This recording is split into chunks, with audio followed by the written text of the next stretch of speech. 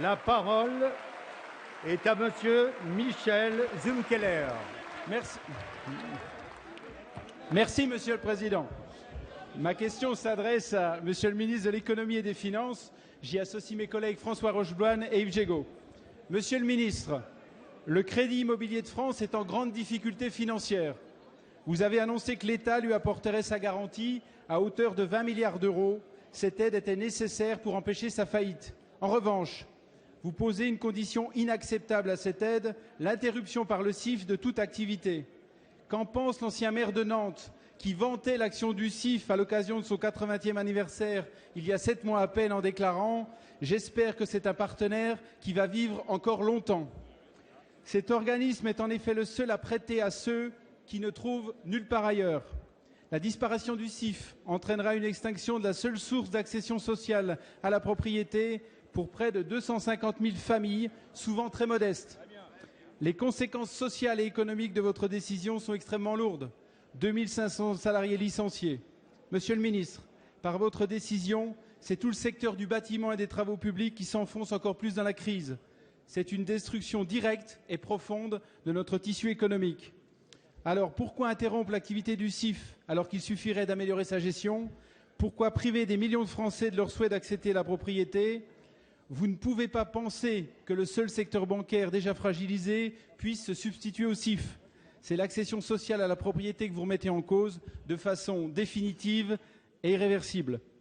Nous ne pouvons pas nous le permettre, vous ne pouvez pas vous le permettre. Nous ne pouvons pas croire que votre gouvernement puisse être à l'origine d'un des plus grands plans sociaux boursiers jamais réalisés dans notre pays. Merci. La parole est à Madame Cécile Duflot, ministre de l'Égalité des Territoires et du Logement. Monsieur le député Zumkeller, la question que vous posez, au-delà de la situation du Crédit Immobilier de France sur laquelle mon collègue Pierre Moscovici a longuement répondu, c'est la question de l'accession sociale. Et la question de l'accession sociale, et en particulier de l'accession très sociale à la propriété. 46 000 ménages l'année dernière ont pu acquérir leur logement dans le cadre de ce dispositif, est une question évidemment centrale.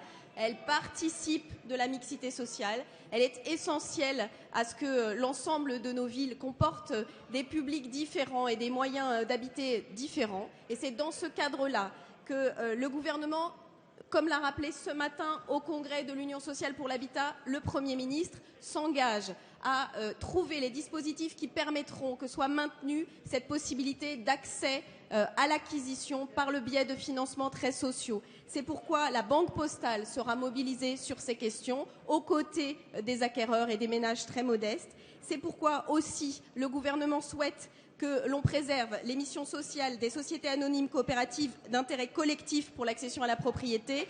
Et c'est pourquoi le plan que nous présenterons au printemps et la loi que vous serez amenés à voter sur les questions de logement s'inquiétera de façon très précise des modalités qui permettent une accession à la propriété sécurisée pour les ménages les plus modestes. L'ensemble de ces questions liées au logement sont une priorité du gouvernement, vous le constatez en ce moment, et je souhaite vous voir aussi nombreux tout à l'heure pour la poursuite du débat sur la loi SRU.